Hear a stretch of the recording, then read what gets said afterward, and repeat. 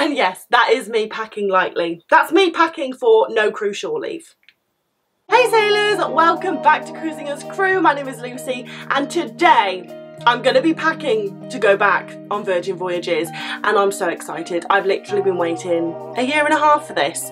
So we're going to do this in two parts. So today is part one, where I'm going to be showing you how I select what I'm going to take on my cruise ship contract and how I organise it. And then in part two, I'm actually going to be packing my case and sharing some packing tips for those of you who are either starting your cruise ship career or returning to cruise ships. Before we start, please press like and subscribe if you enjoyed this video. And as always, if you have any questions or video suggestions, you can DM me over on Instagram at Cruising as Crew. But as for now, let's get into the video. We're going to start with clothes. How do you decide what clothes to take on a cruise ship? Well, for me, when I'm organising my clothes, there are 7 categories that I think about when I am selecting the clothes that I'm going to take with me. The first category that we are going to start with is the most important one: work. Now, for 99% of you, you are going to get your uniform provided for you by the company. However, what I will suggest, if your uniform is something simple like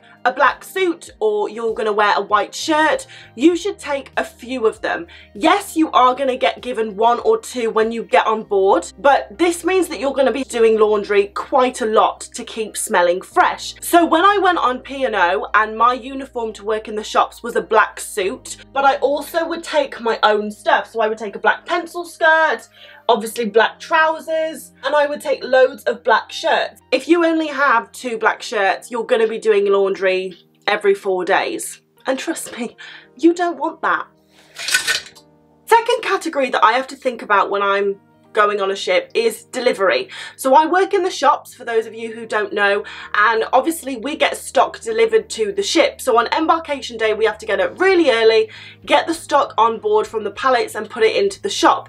Now this involves a lot of lifting boxes and just basically getting dirty. So for that, I want to take some clothes that I don't mind getting dirty and I don't mind if I rip. So here I've just got a few t-shirts that are exactly that. 2 short sleeve in case it's a really hot day and 2 long sleeve in case it's a cold day. Now, you may not have delivery for the department that you are working in, but I'm sure that you will have some kind of dirty work. So I would always take a few t-shirts. You don't need 4, but maybe 1 or 2 t-shirts that you don't mind if you ruin. The next thing is, what am I going to wear in the cabin? And I feel like this is especially important now because there might not be any cruise shore leave. We don't know what's going to happen with crew bar. So I have a feeling that I'm going to be spending more time than ever in my cabin, which is nice. It means I'm going to be relaxed. So I want to take some relaxing clothing. So this is where you're going to pack your tracksuits, your really comfy stuff. So I've just got a few t-shirts that I'm going to wear in the cabin, and then like I've got this caftany thing that's just really comfy to slip on, and then I've just got some tracky bottoms. They're not very flattering, but they're really comfortable. The next thing I want to think about is going to crew bar. Now, as I've said in previous videos, crew bar is like going to the pub. It's very, very casual. However, there are some times where you might want to dress it up a little bit. So I've got a t-shirt, a pair of leggings, a pair of jeans. Something I do just want to say about jeans, you only need to take 1 pair of jeans because 99% of ships, crew are not allowed to wear jeans or any kind of denim in passenger areas. And if you're going to a hot country, you are not going to be wearing jeans out in port. So the only place you're going to be wearing your jeans is to the crew bar. Then I've got a few like turtleneck jumpers and just a few nice tops, a skirt, a black skirt. You can never have too many black skirts. And that's what I'm going to take for crew bar. I'm going to be wearing leggings or jeans, a jumper or a top, depending on if I want to be a bit dressed up or really dressed down. The next thing that we need to consider is going out in port. Now, I have said that it's very unlikely that there is going to be cruise shore leave. However, I'm living in hope, and I don't want to go on a cruise ship expecting no cruise shore leave, so I take nothing and then we are allowed off the ship and I'm like, I have nothing to wear. So you probably don't need to take as much as you would do normally for cruise shore leave, but you definitely do need to take something that you would want to wear out in port. So for port I have this little midi dress, some vest tops, like a little shawl caftani thing, a denim dress. I couldn't wear that in guest areas, but I could wear it off the ship. Another dress, a jumpsuit, another jumpsuit, a red vest top, a black vest top, a dress, a crop top, and some skirts. And yes, that is me packing lightly. That's me packing for no cruise shore leave. The next category that we need to consider is gym, working out. Now, even if you are not like a gym goer, I would still take some kind of sporty things, because there's lots of like crew activities that you might want to get involved in that require gym clothes, sporty clothes. So gym leggings, gym jacket type thing, more gym leggings, vests. So yeah, just take gym clothes. And then the last thing that I consider when I'm going on a cruise ship is if I want to go to a show, if I want to go out for dinner on board the ship, if it's formal night and I want to get involved, if I want to go for a drink in one of the passenger bars and I want to dress up. You know, you want to take some stuff that you can dress up in. So for me, I've got a black blazer because a black blazer just makes any outfit smart. I've got a nice top, another nice top, a red skirt, and then I've just got some nice dresses that I find easy to dress up. And of course, I'm going on Virgin, so there's quite a lot of red here, but I like red. So a few nice dresses. Now, once again, after COVID, I don't know what the situation is going to be in regards to crew members being allowed in passenger areas, but it's best to be prepared. So those are the main categories that you need to consider when packing to go on a cruise ship, but just some little extras that I'm going to pack that don't really fit into a category. Well, I suppose they do. Pyjamas, like you need sleepwear, stuff that you're going to sleep in. Maybe you want to take a little dressing gown if you've got enough room in your suitcase. But yeah, stuff to sleep in. And then hoodies. So I've got like quite a few hoodies and jumpers. I have my Virgin boiler suit, which would be good for delivery and just getting dirty in. So I'll take that. It does weigh a lot though. And then I have my Virgin coat, so I'll take that. Now, I know a lot of you are probably thinking, well, you're being really optimistic about the stuff that you can wear in port. I have divided it up into categories, but I can wear any of this stuff anywhere I want. So even though I have selected stuff specifically to wear out in port, I can still wear some of that stuff to crew bar, or if I'm going to sunbathe on deck. And speaking of sunbathing on deck, you want to take bikinis, or guys, you want to take trunks, you want to take swimwear, because you might be allowed off the ship.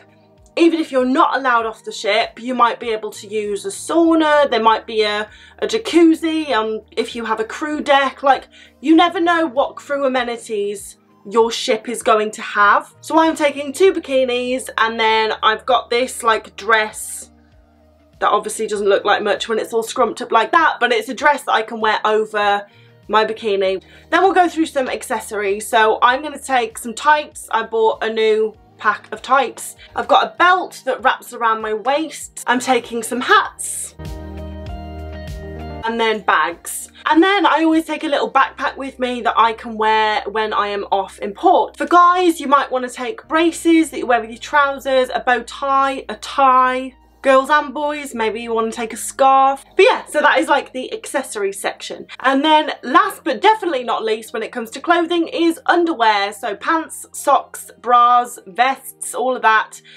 Does vests count as underwear? Anyway, you want to take a minimum of 14 pairs of pants and socks for the laundry reason. You don't want to be doing laundry all the time. And also, socks will go missing, you know, socks just, I swear socks have legs and they can just go walkabouts.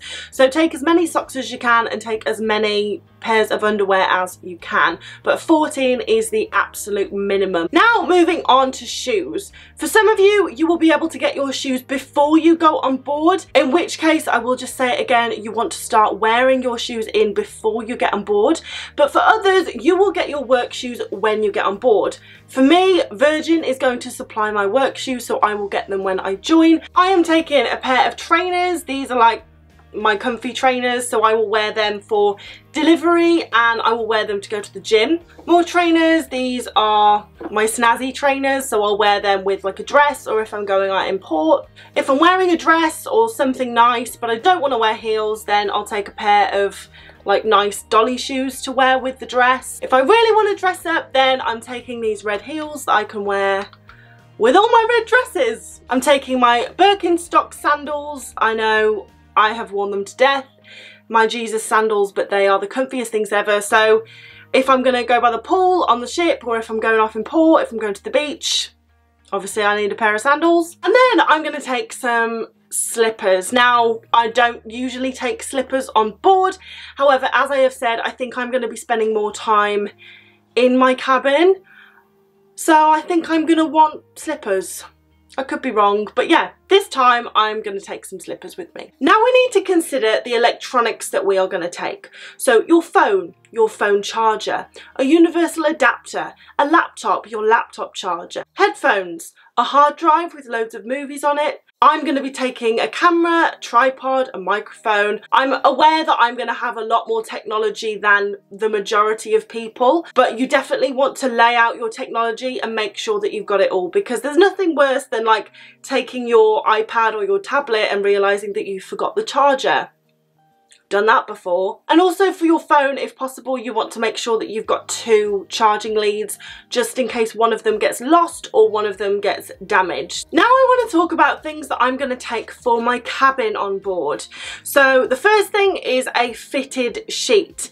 The ship will of course provide sheets for you, but they're not going to be fitted. I prefer making the bed with a fitted sheet. It's so much easier, and also I like to wash the sheet myself. It's just my little thing. The other thing is something that I have mentioned I don't know how many times before, but in this bag is my shoe hanger for the door. This hangs on the back of my door and I can place all of my shoes inside. Now I know I'm only taking 6 pairs of shoes, but I can also place just like other bits and bobs in there, like my hairdryer or my straighteners or something. Cleaning cloths, this is just cloths to clean the cabin with.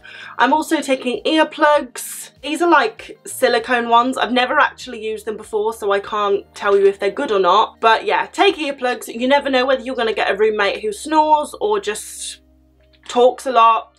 For me, I'm not going to have a roommate on Virgin Voyages, but I might have a really noisy neighbour. Like, you just never know where you're going to be on the ship. You might get a cabin that's like right next to the crew bar. So just take some earplugs. I am taking batteries because I've got an electric toothbrush and I've got some fairy lights on board, so I need batteries for those. And I'm taking a water bottle that was £4. I'm going to take this magnetic shelf which I got from IKEA. As I've said, all the walls in your cabin and on board the ship are magnetic, so take some magnets with you. If you can get a magnetic shelf with you, that's really handy. Don't know what I'm going to put on it yet, but I'm sure I'll find something. I'm going to take a load of magnets with me, just because you never know what you're going to need to like stick on the walls. If your manager gives you a schedule, it's really nice to be able to just magnet that up on the wall so you can see it in front of you. I'm also going to take some hooks because in the Virgin cabin there's like a pin board that you can hook things on, so I bought some little hooks. Can you see them? There we go. So I bought some little hooks. Another thing I would recommend taking is a hook that you can hook onto the back of your wardrobe door just for some extra hanging space. And then last but not least, I have a laundry bag. You need to take a laundry bag. This one is obviously just a material one, so I'm going to pack it easily. Then when it comes to stuff you can do in the cabin, I am going to take a few books. I enjoy reading. I've also got my hard drive that's full of movies. I'm going to take like a notebook, or maybe you want to take a little journal, take a few pens, maybe a colouring book. So then we have got the cosmetics. So this is the makeup that I currently use, and then obviously like makeup brushes and stuff. I've got tweezers, eyelash curlers, all of that good stuff. What you also need to think about is, because there might not be any cruise shore leave, what if your products run out? You need to take 6 months worth of makeup. This is obviously the hair, so I've got my straighteners, a hair dryer, dry shampoo, hair oil, hairspray, a comb, a brush, hairbands, that's like a UV thing for my hair. And you've got your skincare, so your face moisturisers, body moisturisers, deodorants, makeup removers, and you need to take 6 months worth. And this is like my nail kit. I like to do my own gel nails, so in there I've got like shellac and all the nail stuff. Then you have bathroom stuff, so you've got shampoo, conditioner, I'm blonde, so purple shampoo, body wash, toothbrush and like new toothbrush heads, a razor and new razor head. And then I've got some perfume that I'm going to take, and this is my little jewellery box that I take. So I've got a watch and like a few rings, and I'll put a few earrings in there. So those are all the products I am taking on board Virgin with me. Now when you are packing your products, something that you need to bear in mind is cruise shore leave might not be granted. So if you have a particular brand that you like to use of, let's say, deodorant, I would take 6 months or however long your contract is worth of that deodorant with you, so you aren't forced to use a brand that you're not that keen on. Now if there are things that you are not particular with, for example, I don't care what shampoo I use, then you only need to take enough to last you a few weeks because you can buy whatever is on offer on board. But as you can see, there's a lot of products then. Now for the guys, I'm assuming you will be taking a lot less toiletries with you, but for us girls, the majority of your luggage weight is going to be taken up with toiletries. So I know I've just said take as much as you can if you're particular about a certain brand, but also you really need to be ruthless and just take what you absolutely feel you need. The makeup that I showed you, I've got a lot more makeup than that, but that is what I'm going to take because that is what I'm going to use every day. So that is everything that I am going to pack to take on board Virgin Voyages with me. So make sure you join me in part 2 where I am going to put it all in a suitcase and share my packing tips with you guys. But while you wait for that video, maybe it'll be a good idea to start organising everything you want to take on your cruise ship contract based on all the categories that I have shown you today. But I really hope you have enjoyed this video and found it helpful. If you have, then please let me know in the comments, or you can DM me over on Instagram at cruisinguscrew to ask any questions, and I will see you in part 2 guys. Thank you for watching. Bye.